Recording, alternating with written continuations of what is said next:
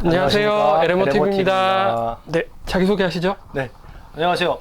유튜브 두 번째 영상으로 찾아뵙게 된 한국바이오안전성정보센터 정책팀에서 LMO 안전관리 업무를 담당하고 있는 김성윤입니다. 네, 안녕하세요. 담당자입니다. 네, 저희 LMOTV가 구독자가 50명이 넘어섰습니다. 오늘자로 52명이 됐고요. 네. 어떤 영상 같은 경우에는 조회수가 1200건을 넘는 이야, 대단한 네. 기록을 세웠습니다. 네. 여러분 보시기에 되게 우스우시겠지만 열심히 하고 있으니 또 구독과 좋아요 눌러주시면 좋겠습니다. 곧 1200만 되는 거 아닙니까? 네, 그랬으면 죄송합니다. 좋겠지만 네. 좀 먼 일 같고요. 지난주에 그 언론에서 유전자 변형 생물체법 개정 소식이 있었어요. 네. 헤드라인으로 기업 부담이 경감됐다 이런 말들도 나왔는데 네. 정확히 어떤 종류의 개정인가요? 그러니까 정확히는 유전자 변형 생물체법 시행령이 개정이 됐는데요. 이 개정안은 9월 1일 날 국무회의에서 의결이 되었고 오늘 날짜 9월 8일 날짜로 공포가 되었습니다. 그 산업용으로 사용되는 유전자 변형 생물체의 위해성 심사는 좀 간소화하겠다. 예, 그런 내용을 신설한 내용입니다. 산업용 유전자 변형 생물체 위해성 심사를 간소화하겠다라는 게 주요 골자인 것 같은데요. 그럼 산업용 LMO가 뭔지, 산업용 유전자 변형 생물체가 뭔지 좀 짚고 넘어가야 될 것 같습니다. 네, 그 산업용 유전자 변형 생물체는 그 섬유, 기계, 화학, 전기, 에너지, 자원 분야에서 사용되는 유전자 변형 생물체를 말하죠. 보통 유전자 변형 생물체 GMO 하면 네. 식품이나 사료에 대한 생각들을 많이 하실 것 같은데요. 그렇죠. 산업 분야에도 이용이 되고 있는 건가요? 좀 더 쉽게 말씀을 드리면 뭐 식품용, 사료용, 뭐 보건의료용, 그리고 환경정화용, 해양수산용 이것들을 제외한 분야에서 사용되는 유전자 변형 생물체는 산업용 유전자 변형 생물체다 이렇게 보시면 될 것 같습니다. 앞서 말씀하신 식품용, 사료용, 뭐 환경정화용 여러 가지를 제외한 나머지가 모두 다 그렇죠. 산업용에 해당된다고 볼 수 있다는 거죠. 맞습니다. 네. 그러면 산업용 유전자 변형 생물체의 네. 위해성 심사를 간소화한다는 게 어떤 의미가 있는 건가요? 우리나라는 그 유전자 변형 생물체를 수입하거나 생산하거나 이용을 하려면 반드시 먼저 위해성 심사를 받도록 되어 있어요. 네. 이게 유전자 변형 생물체법 7조의 2의 규정인데요. 그러니까 우리나라에 수입되는 대부분의 유전자 변형 생물체는 식품용, 사료용으로 거의 다 들어오고 있거든요. 그래서 식품용 같은 경우에는 식약처에서, 사료용 같은 경우에는 농식품부 농촌진흥청에서 위해성 심사를 받도록 그렇게 하고 있는데 문제는 이런 유전자 변형 생물체는 반드시 식품용 또는 사료용으로만 사용이 가능합니다. 네. 그래서 이거를 다른 용도로 그러니까 산업용으로 사용을 하려면 위해성 심사를 다시 받아야 되는 거죠.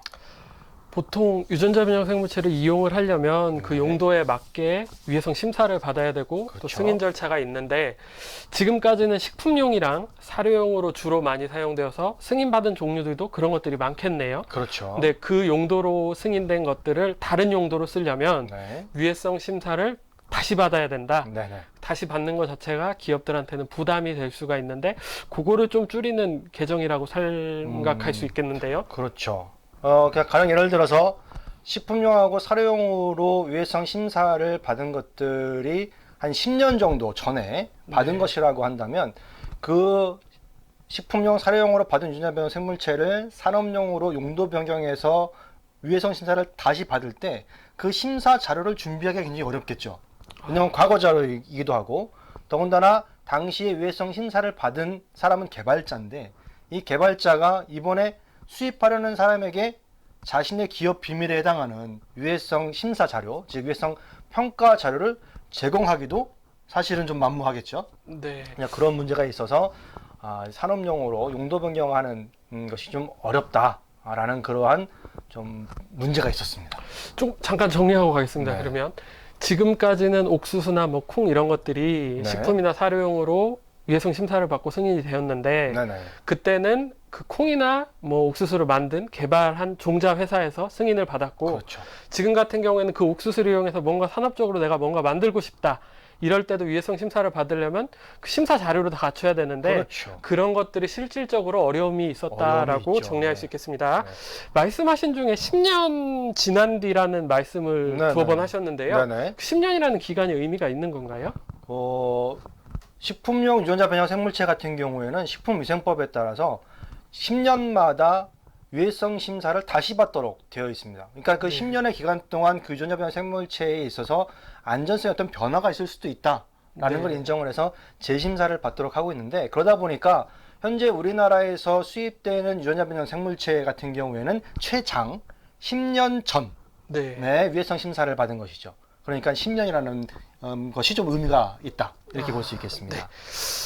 그러면은 지금까지 뭐 식품용 이외에 유전자 변형 생물체를 다른 용도로 수입하려는 사람들이 뭐 사용을 하려고 할 때, 네. 수입뿐만 아니라 이용하려고 할 때 그 절차를 좀 간소화했다는 게 큰 의미가 있는 것 같습니다. 네네.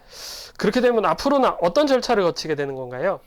그러니까 산업부는 이번 시행령 개정에 따라 가지고 산업용으로 용도 변경을 하려고 유해성 심사를 신청하는 경우에 산업부에서는 그 유해성 심사를 일괄적으로 심사를 할 수 있는 그런 절차를 유전자 변형 생물체 통합고시에서 그런 절차를 개정을 해서 마련할 것이라, 이렇게 지금 예측이 가능한데요. 가령 예를 들면 지금 우리나라에서 유해성 심사를 받은 유전자 변형 옥수수가 한 95개 품목이 되거든요. 네. 근데 이 95개 품목을 이 수입자가 일일이 다 유해성 심사를 신청하게 되면 건당 400만 원의 수수료를 내야 되는데, 그러면 거의 뭐 1억 5천 이상, 뭐 2억 가까운 이제 수수료를 내게 됩니다. 그래서 이제 비용도 많이 들고 그만큼 시간도 많이 소요가 되고, 그래서 이런 문제를 좀 해결할 수 있도록 좀 그 일괄 심사 이런 절차를 마련하지 않을까, 그렇게 예상해 볼 수 있습니다. 네. 유해성 심사를 좀 간소화한다는 거가 어떻게 보면은 이게 안전을 위해서 심사를 하고 있는 건데, 그거를 좀 줄인다고 하면은 그렇죠.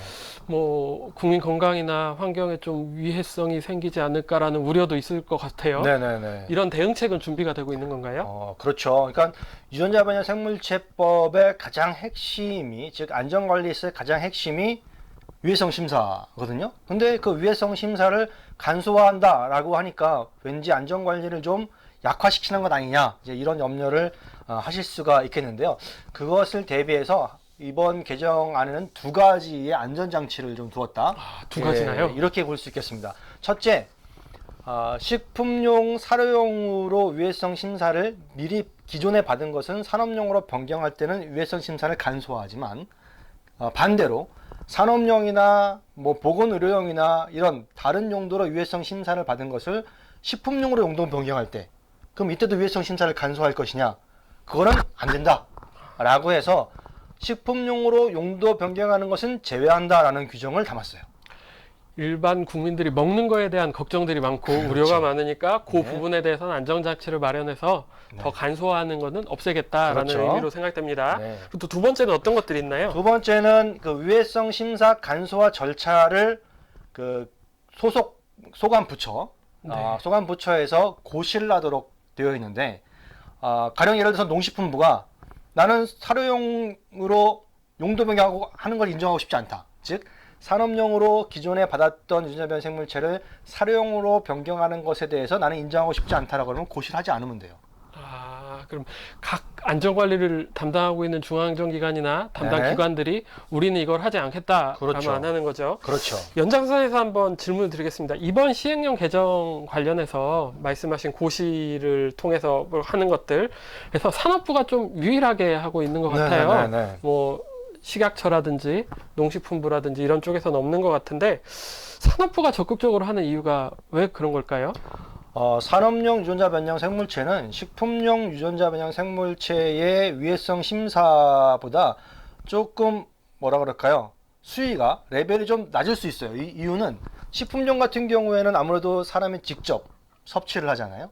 그러다 보니까 그 독성 평가라든가 알러지 평가라든가 이런 것들을 굉장히 철저하게 합니다. 네. 그래서 그래야만 하겠죠. 아무래도요. 그래서 더군다나 이제 환경 위해성 심사까지 받기 때문에 굉장히 타이트하게, 엄격하게 그렇게 심사를 받고 있기 때문에 그런 것들을 산업용으로 용도 변경하는 것은 굳이 유해성 심사를 그렇게 엄격하게 할 필요는 사실 없어 보이죠. 그래서 산업용 같은 경우가 조금 더 수요가 있을 수 있겠고, 중요한 것은 이미 용도 변경의 수요가 있어요.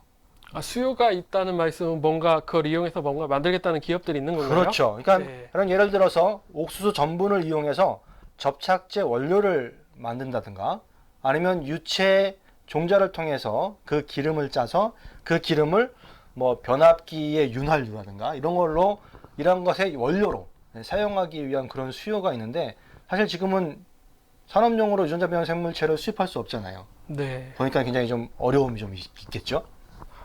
한번 정리를 해보면 지금까지는 그러면은 그 전분을 이용해서 접착제를 네. 만들려고 했을 때 옥수수 원료를 가지고선 직접 생산하는 게 아니라 전분을 사다가 그거를 이용을 했는데 그렇죠. 기업에서 유전자 변형 옥수수를 직접 수입을 해서 그렇죠. 가공해서 이용할 수 있게 된다는 걸로 정리가 되겠습니다.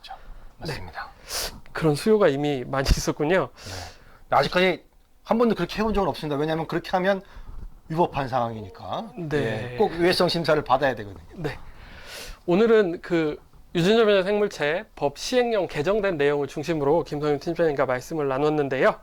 오늘은 그럼 여기까지 하고 네. 우리 재미없지만 하는 거 있죠? 이 영상이 유익하셨다면 좋아요와 구독 눌러주세요. 눌러주세요. 여기까지 하겠습니다. 감사합니다. 감사합니다.